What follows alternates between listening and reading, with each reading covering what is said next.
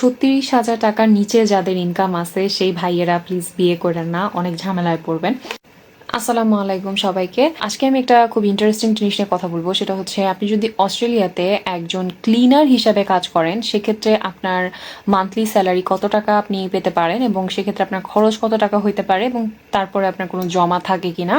আর আপনি যদি বাংলাদেশে একটা মোটামুটি ভালো অথবা বলা চলে যে বেশ ভালো একটা পজিশনে আছেন এবং আপনার মান্থলি স্যালারি হচ্ছে 1,00,000 টাকা, সেক্ষেত্রে আপনার খরচ হয়ে কত টাকা জমা থাকতে পারে। আমি তো বললাম যে আপনার মান্থলি স্যালারি হচ্ছে, আমি অ্যাজিউম করে নিচ্ছি যে 1,00,000 টাকা।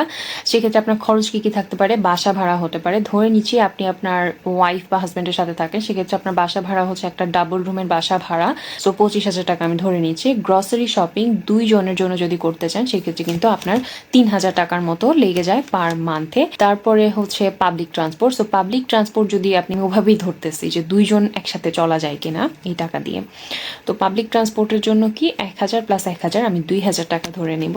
ঠিক আছে, 2 জনের টোটাল খরচ। এবং মোবাইল ফোন বিল হচ্ছে 2 জনেরটাই ধরতেছি 500 টাকা, বা 500 টাকা প্লাস 500 টাকা, টোটাল 1,000 টাকা হচ্ছে আপনাদের 2 জনের মান্থলি একটা খরচ।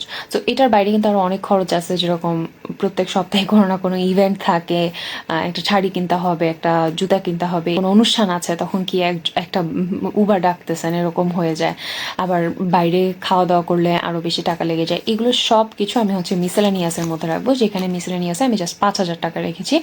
সো এইটার পরে আপনার আসলে আর জমা কি থাকে আমি সেটা একটু হিসাব করি। তাহলে আমরা সবগুলো খরচ প্লাস করে পেয়েছি হচ্ছে টোটাল 36,000 টাকা। সো এই 36,000 টাকার নিচে যাদের ইনকাম আছে সেই ভাইয়েরা প্লিজ বিয়ে করেন না, অনেক ঝামেলায় পড়বেন। এখন আমি চলে যাব হচ্ছে অস্ট্রেলিয়াতে একজন ক্লিনারদের পার আওয়ারলি রেট হচ্ছে অ্যাটলিস্ট $25 থেকে $30। আমি 25 ধরে নিচ্ছি পার আওয়ারে। তাহলে তার মান্থলি ইনকাম কত হয় সেটা হিসাব করে ফিরে আসছি।